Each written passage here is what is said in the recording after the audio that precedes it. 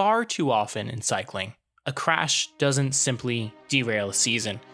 It can change the arc of an entire career. Riders return from hospital beds and rehabilitation centers, but they come back altered, slower, hesitant, shadows of who they once were. Their names remain in the peloton, but the spark that once made them special fades. Yet, there are rare exceptions.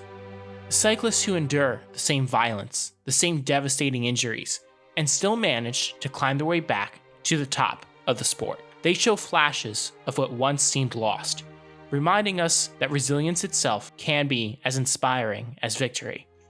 In this era, one rider embodies that idea: Egan Bernal.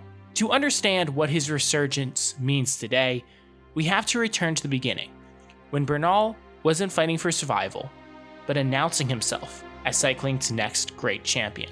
It's 2018, and Egan Bernal is only 21 years old.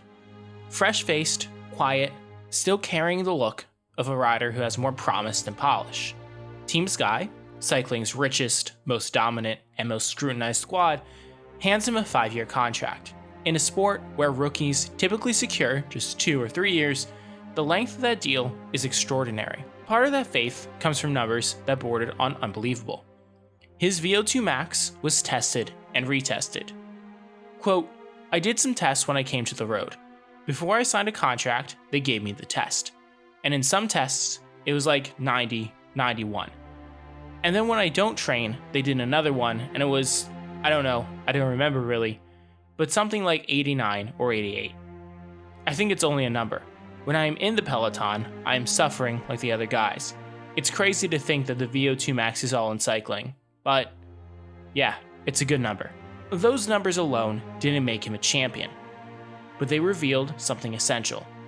His body was a natural engine, capable of processing oxygen at the highest levels ever recorded. It suggested a capacity for feats that most could only dream of. Bernal wasted no time proving the data meant something on the road.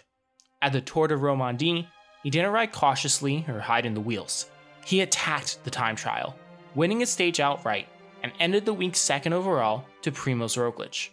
Weeks later, at the Tour of California, he took his first World Tour overall victory, winning 2 stages and putting more than a minute into TJ Van Garderen. The way he did it, measured, aggressive, unfazed, announced that this wasn't just another flash in the pan. At the 2018 Tour de France, Bernal was placed in the service of Grant Thomas and Chris Froome.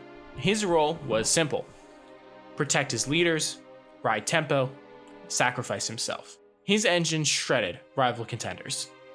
On the high mountains, the young Colombian's work created separation that no one else in the team could. His presence made something clear. He wasn't simply a helper. He could be the heir to Team Sky's empire. 2019 arrived with that expectation in the air. Bernal was finally given leadership responsibilities for a Grand Tour.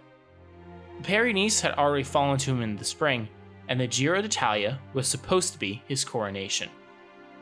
But cycling rarely respects plans. Days before the Giro began, Bernal crashed in training and broke his collarbone. In an instant, Ineos' carefully laid strategy unraveled. Bernal, though, maintained optimism. He posted from the hospital, quote, "I'll see you soon, my friends. Don't worry. This only gives me motivation to train hard for the rest of the season." That optimism translated into results. He came back to win the Tour de Suisse, immediately showing that his trajectory had not been derailed. His form was undeniable, and when July arrived, he was named to the Tour de France roster. Again, he was supposed to play the supporting role for Thomas and Froome. And again, fate intervened. Froome's crash in training left Bernal promoted up the chain of command. The 2019 Tour de France itself became a whirlwind of unpredictability. On stage 19, a sudden mountain storm unleashed sheets of hail, rain, and snow on the Alps. The climbs became a war zone of weather. Mudslides cut off roads, organizers halted the stage, and times were taken at the top of the climb. Bernal had attacked early. He was ahead. And when the neutralization came, he was in yellow. Quote, I don't imagine to take the yellow in this way, but I'm in yellow and I'm really, really happy. For sure I want to win the race, but I'm happy already with what I've done this tour. I'm just 22 years old and I'm in yellow. It's incredible. I came here to help G and he gave me the opportunity to go in every mountain stage. So I don't know what to say. It's strange because I don't feel pressure. I really love it to ride a bike. I enjoy the race. I enjoy to be fighting with these guys. For sure, tomorrow I want to do my best and try to keep my jersey, but it's not pressure. I don't know if it's something bad, but it's not pressure. The following day, poor weather struck again. Stage 20 was shortened to a single climb, Val Thorens. All Bernal had to do was defend. He did so with poise. Quote, it's incredible. I'm still struggling to understand things. I can't wait to cross the finish line in Paris and understand what I've achieved. At just 22 years old, Bernal became Colombia's first Tour de France winner and the third youngest champion in history. Back home, he was celebrated as a hero. His Tour victory was national, cultural, and historic. Yet cycling's gods demand a price. In 2020, a back injury forced him to abandon the Tour. In 2021, he rebounded brilliantly, winning the Giro d'Italia and finishing 6th at the Vuelta. His place at the top of the sport seemed secure again. Then came January 24th, 2022. On a training ride in Colombia, Bernal collided with the rear of a stationary bus at full speed, around 50 kilometers an hour. The impact left him with catastrophic injuries: a fractured vertebrae, a fractured right femur, a fractured right patella, chest trauma, a punctured lung, and several rib fractures. The prognosis was grim. A 95% chance he would never walk again, let alone race. But, as always, Bernal defied expectation. Quote, when I first woke up, I wasn't worried whether or not I would be a cyclist again. I just wanted to move and be able to walk and have a normal life. I think that's why I don't have bad moments mentally, because I know just how lucky I was just to be alive. By August, just 7 months later, he returned to racing. The mere fact that he was able to pin on a number was astonishing.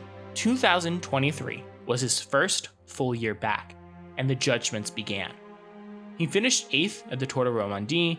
He completed both the Tour and the Vuelta, but he wasn't a protagonist. Fans wondered if this was as far as his recovery could take him. Bernal, though, framed the season differently.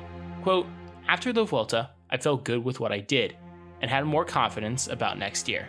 At the Vuelta, even if I didn't get any major results, I was able to enjoy it.